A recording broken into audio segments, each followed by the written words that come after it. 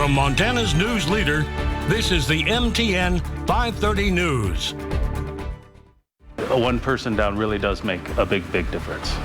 As COVID cases crush Montana's larger hospitals, tonight we touch base in Columbus, where the medical team is taking on COVID overflow, and in turn, the community is right there to help. Good evening, everyone. Thanks for joining us tonight. I'm Jeanelle Slade. Well, as COVID cases rise daily in our state, another 1,300 reported today, 220 of those here in Yellowstone County. Many people are asking the question to boost or not to boost. Well, tonight, Q2's Andrea Lutz talks with an expert to get you some answers so you can decide.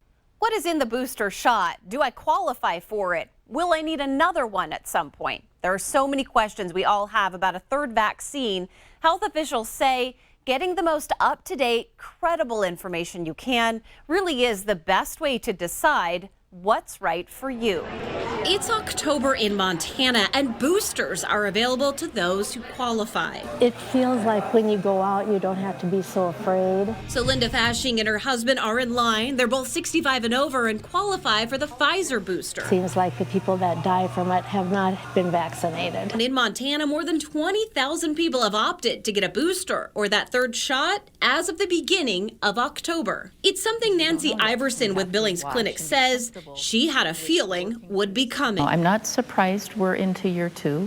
I've always thought that this a respiratory pandemic would be a 3 to 5 year experience. I sat down with her to ask our most pressing questions about the booster. Are the components of the booster the same as the shot? I had the primary series first, second shot of Pfizer. Yes, the booster was the same. And she says research could show that those who got the Moderna shot are in luck. Moderna has a little bit higher dose. It has a different dose than the Pfizer, so they're seeing maybe people with Moderna don't need it. Should we expect to get boosters on a regular basis? I believe that we probably will have more boosters, and I do believe we'll see more variants. And the reason why my opinion is such is because not everybody is wearing masking and we have lower vaccination rates. And how about this one? Can I mix and match vaccines? That information isn't available yet. I would just follow public health recommendations right now until we learn. When can everyone expect to be eligible for a booster? You still have got a vaccine that's effective, highly effective.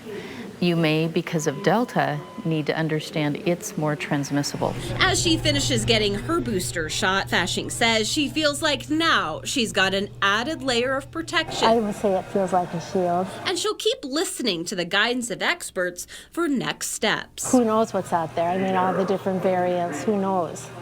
But I think just take it one step at a time. And so this is the next step, and then we'll just see where it goes from there. Information on the booster is always changing, as Iverson pointed out. In fact, here's a last-minute change to my story.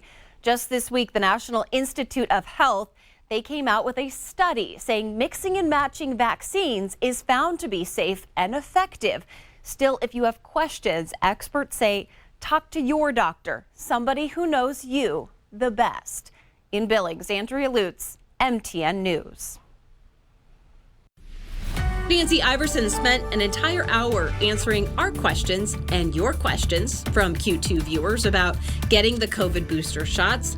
We're going to air that entire conversation on our Q2 streaming app at 6 o'clock. Search Q2 on your Roku or other streaming devices. Currently, nearly 496,000 eligible Montanans are fully vaccinated, which puts the state at 54% vaccination. Well, Yellowstone County is just below, with 53% of its residents fully immunized. Missoula County has the state's highest vaccination rate at 66%, while Powder River County has the lowest vaccination, sitting at 27%. In all, Montana has administered more than 1 million vaccine doses. Tonight, something different in your 530 newscast. It's called Two Americas. The goal is to bring you a perspective you might not know, important issues and how they impact different communities. We start with COVID-19 and the pressure it's putting on Montana's smaller hospitals. I went to Columbus to show you how the community is stepping in to help.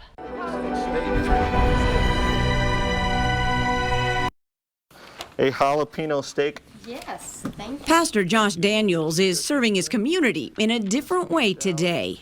Aaron, how you doing, sir? I believe you owe me some money for a big fat lunchbox burrito. He's taking orders and collecting cash at the Stillwater Billings Clinic. We've been running at a higher census than we have in many, many years. With the COVID medical crush in Billings, new Stillwater CEO Luke Kobold says for the last few weeks, this 16-bed facility has been operating near capacity. We're seeing some patients being transferred from there to our facility because we have an appropriate level of care, and it's helping to ease the burden since both of those hospitals in Billings are on divert.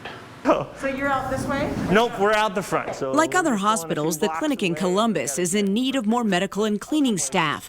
But when it lost a full-time dietary employee, the kitchen chose to close for employees to focus on feeding patients. Yeah, last week we got to deliver coffees to everybody. And that's where Pastor Josh, some behind-the-scenes employees, and the community come in. For the last couple weeks, local businesses and area food truck owners have been donating or giving discounts on food, while other days, the members of the Columbus Evangelical Church have hosted potlucks. From what I understand, it's hard for them to get away even for 5 minutes to get anything to eat, and not to mention to try to run across town to find food. You know, they don't have time. How are you guys doing? Good. Today's run is to pick up and bring back breakfast burritos from the Big Fat Lunchbox. They've been doing a great job with all of the challenges that they have over there. So any way that we can help them out and help them get through with what they're dealing with and the stresses that they're dealing with, we just want to be a part of that. For them to be able to have food brought right to them has just been a huge blessing. Jalapeno steak, it says? Absolutely. Oh, you are a glutton for punishment here.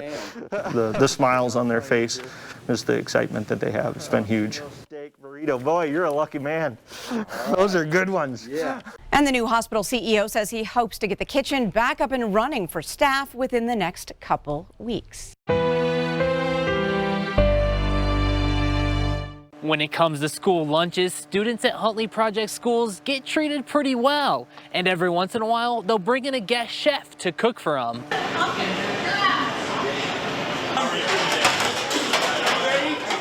700 students enjoyed a hot and hearty meal thanks to this month's chef, Jeremy Evans, a freelance chef from Billings. And on the menu, a shrimp boil. You know, I made a nice Cajun butter to go with the shrimp, and it'll be something they're probably not used to. Growing up as a picky eater myself, I just kind of want to push that idea of trying new things for kids. It's always good, and they try different stuff.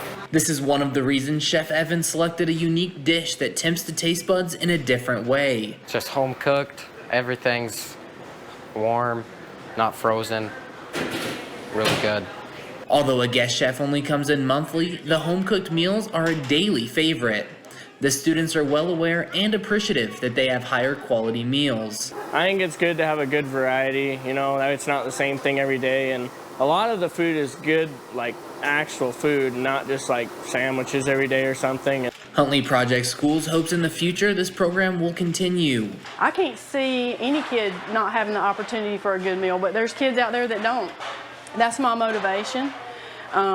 So we try to feed them very high quality, locally sourced food, and something that you would go to a restaurant and order. We're cooking it here. In Warden, Brandon Warren, MTN News. If you're looking for more positive news, we've got a newscast just for you, highlighting all of the good things happening across Montana. It airs Saturdays and Sundays on our Q2 streaming app, and you can also find those stories anytime on demand at ktvq.com.